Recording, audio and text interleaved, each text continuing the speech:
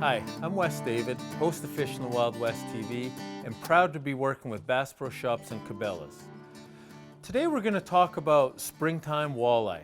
Throughout my travels throughout North America, I get asked about walleye fishing during the spring months. It can often be some of the toughest, hardest times to fish during the year. So I have a few techniques that I've proven over the years that has worked for me to unlock the proverbial springtime walleye lockjaw. First, we're going to talk about short bites, or short strikes I call it. We've all gone through it regardless of the time of the year. We felt a walleye take our bait, we felt the fish, we felt the bite, we set the hook, and we come up with only half our bait. That has happened to everybody regardless of the time of the year. One way to hook into those short striking walleye, and I've landed 90% of my walleye. I've won tournaments just because of it, and that's using a simple stinger hook.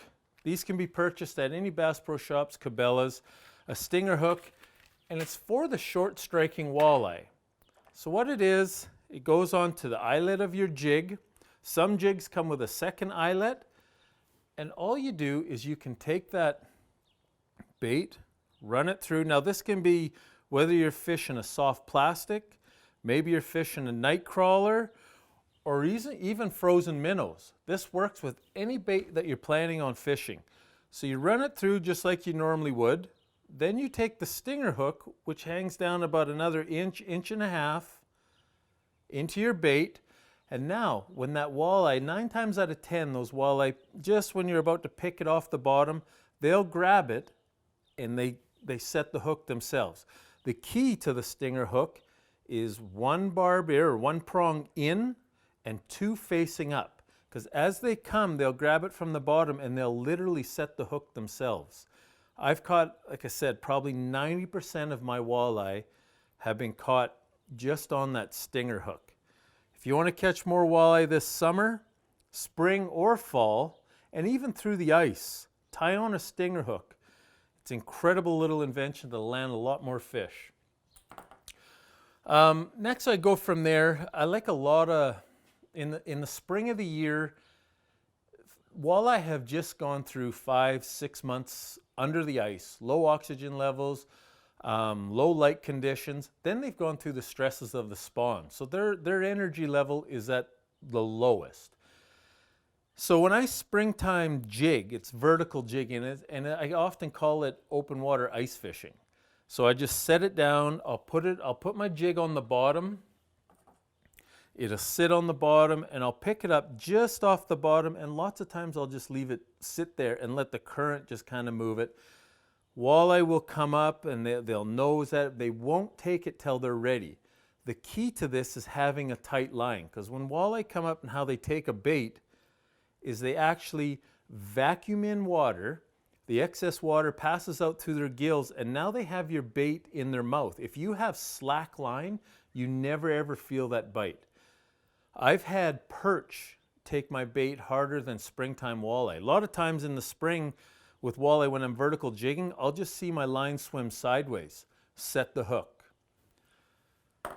But when I want a little more flash and vibration, I'll use a buzz bomb. So here I have a buzz bomb. This is a 1 inch. In the spring of the year, I often always downsize my baits. I'll go smaller and slower. The buzz bomb though, when you're jigging it a little bit, it'll actually spin on there. And what it's doing is, yes, it's creating flash and vibration. So it's calling walleye in from all over within the area of the water column. You're creating that flash and vibration. Whenever I pull up on a spot, regardless of the time of the year, even ice fishing, the first thing I do, I put 6 to 10 jigs. I just rip it hard. I'm ripping it really hard, and I make sure either my buzz bomb, my jig, whatever I'm bouncing or whatever I'm jigging, smashes off the bottom. One, I call it calling in the walleye. They feel that vibration, they see that flash, and they move in close. But by smashing your lure off the bottom hard, you're also stirring up soot and creating vibration. If you've ever seen a minnow dying in the water, they don't just swim along and tip over and die. They're erratic action. They're up, down, they smash into the bottom, they stir that soot up, and it's a natural thing to the walleye. When they see soot or vibration of a minnow dying, they come over and they're looking at it to see if it's something they can eat. And that's what I do, the exact same thing with my jigs. So whenever I set up to jig, regardless of the time of year, I smash it off the bottom half a dozen times, 10 times, and then I'll sit there and I'll jig. Whether I pick it up, set it down slow, or maybe I'll snap jig it. But in the spring of the year, 9 times out of 10, they're gonna want it slow. If you're gonna downsize your bait, here's a paddle tail.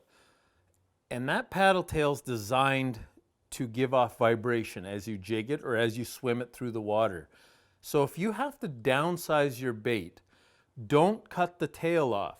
What I do is I'll cut the head of it off so that when I run my jig back in it, and now I have a downsized plastic, I run my jig back in it, but now I still have the paddle tail that's going to create vibration through the water. So don't ever cut off the paddle tail. That's the unique piece of this plastic bait. Don't cut it off. Cut the top end of your bait off. What I've been doing for the last year, year and a half is using Liquid Mayhem. It's a biodegradable bait. I can actually just open it up for the 2 seconds it takes, squeeze a little bait or a little paste on my baits, regardless if I'm fishing a crankbait, plastic bait, whatever I'm fishing. If I can tie into the fish's sense of smell, it's another attractant that I'm going to have the opportunity to set the hook on that many more walleye.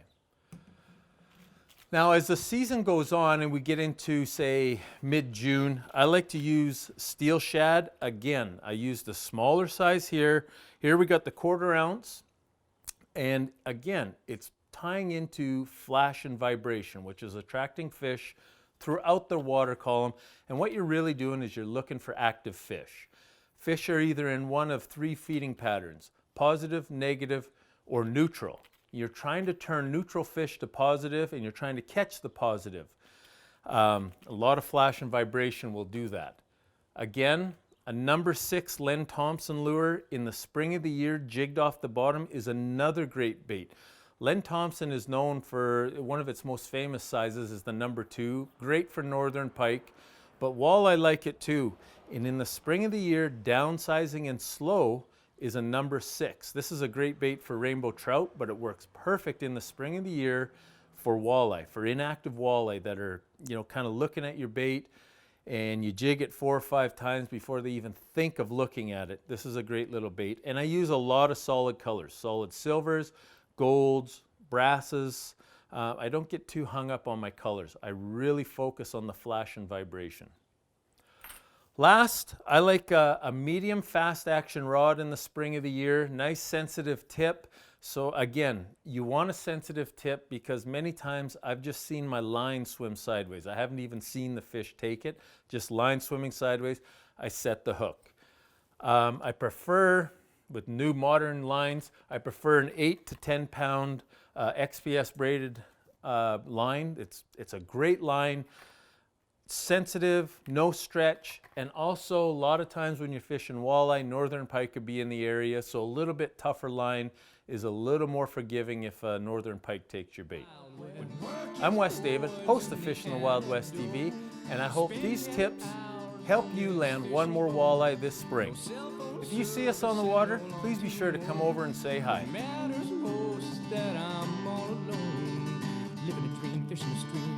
Fishing the streams, living a dream, fishing the streams, fishing the Wild West.